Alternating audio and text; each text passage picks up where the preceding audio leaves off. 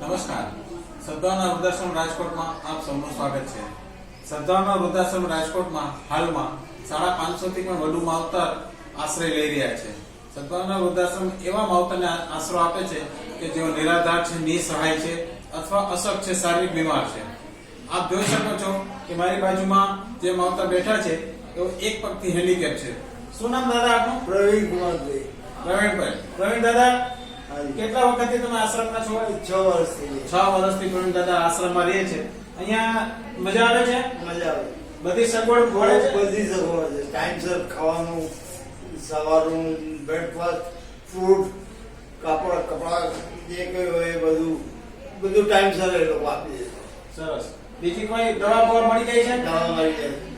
દવા આખા મહિનાની, મને ડાયાબિટીસ છે એટલે આખા મહિનાની જે દવા છે એ બધી એક સાથે આપી દે. સરસ. બીજી કોઈ કમ્પ્લેન્ટ? આશ્રમ કોઈ કમ્પ્લેન્ટ. સરસ. આપ જોઈ શકો છો કે આશ્રમ એવા માવતરોની સેવા કરે છે કે જે ખરેખર સેવાને લાયક છે.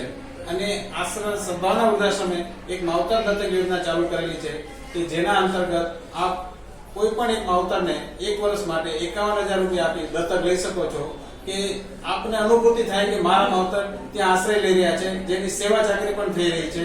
તો આપ આ યજ્ઞની અંદર, આ કામની અંદર, આ સમાજ સેવાની અંદર સહાયભૂત થાવ અને આપના શ્રીધનનું અમૂલ્ય દાન કરી સદ્ભાવના વૃદ્ધાશ્રમના આ યજ્ઞને આગળ વધારવામાં આપના અમૂલ્ય ફાળો આપો. નમસ્કાર.